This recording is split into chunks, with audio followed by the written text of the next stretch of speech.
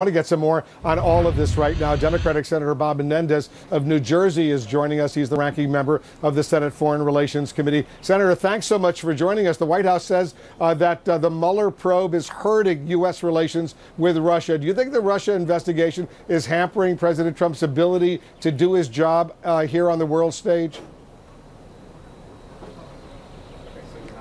Absolutely not. Look, if you have nothing to worry about, if everything that the president has said about his relationships with Russia, whether they be economic or otherwise, that he has no interest, then it's just a question of U.S. national interest and security vis-a-vis the Russians. And that creates a lot of troubles for our relationships because Putin constantly violates the international order. Of course, annexes Crimea, a continuing conflict in eastern Ukraine, now the Kerch Strait in a high season international water, Syria, the cyber attacks against our own democracy. There's plenty to upset the relationship between the United States and Russia, and it has nothing to do with the Mueller investigation. Do you believe, Senator, that the president was correct to cancel his meeting with Vladimir Putin here in Buenos Aires? No. On the contrary, what I think that he should have done is confronted Putin about what happened most recently in Ukraine. He should confront him about the continuing escalation of conflict in eastern Ukraine.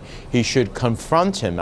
Saying that Putin denies attacking our elections and cyber attacks when all of the intelligence agencies said that he did is simply not acceptable. I wouldn't accept Putin's just outright denials. I'd challenge him. I'd tell him, well, here's what's going to happen if you continue to violate the international order. Here's what's going to happen if you continue to cyber attacks against the United States. Here's what's going to happen if in Syria we don't have a pathway forward that also pursues U.S. national interests. And so I think he should have challenged him. Now, if what he was going to do was another Helsinki performance, yes, then he was better off canceling it. I think he canceled it because he's trying to avoid appearances in the aftermath of the recent Cohen latest confessions, and not because of his feigned interest over expressing displeasure over Ukraine. That could have been done far more forcefully, directly to Vladimir Putin.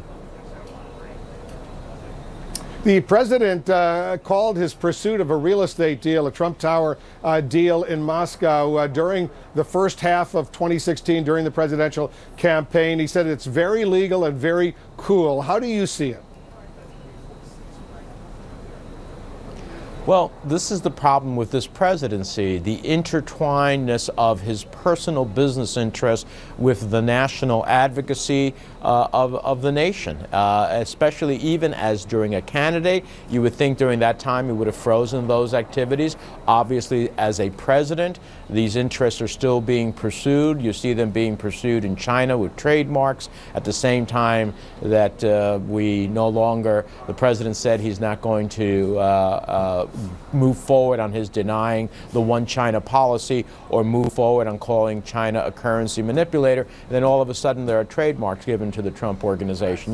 This intertwining and the lack of having his tax returns continue to raise serious questions about the intermingling of his personal interests and whether or not they affect his views and his relationships with these countries in a way that he holds back punches. On Russia, I just don't get it.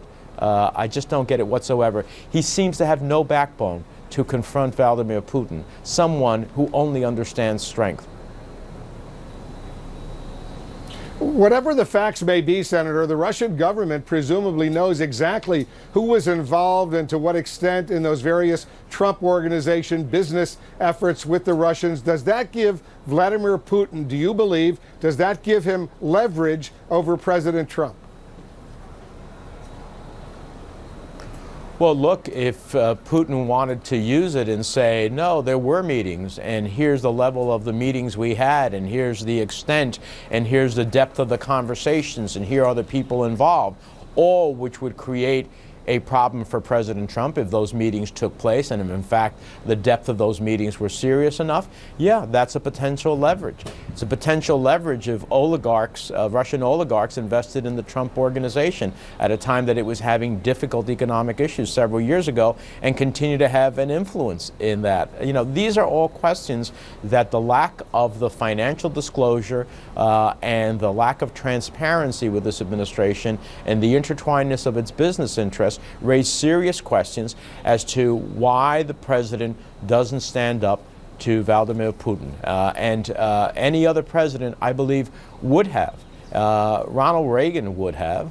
George Bush would have. I don't understand why Senator, Donald Trump I want to can't. interrupt for a moment because I want our viewers to take a look. You see the President and the First Lady. They're now arriving at this opera house here in Buenos Aires. The families are now all getting together in advance of the dinner later tonight. You can see the President and leader of Argentina. They are there. I don't know if we can hear anything. I don't think we can. But they're going to be going to some sort of entertainment. They're going to be going to some entertainment first before the dinner. Then they're all going to be getting together for the dinner, and maybe we'll get some pictures from there as well. It's important, Senator Menendez, as you know, as we're looking at these live pictures, to see the body language and to hear what they're saying, especially during these very tense times.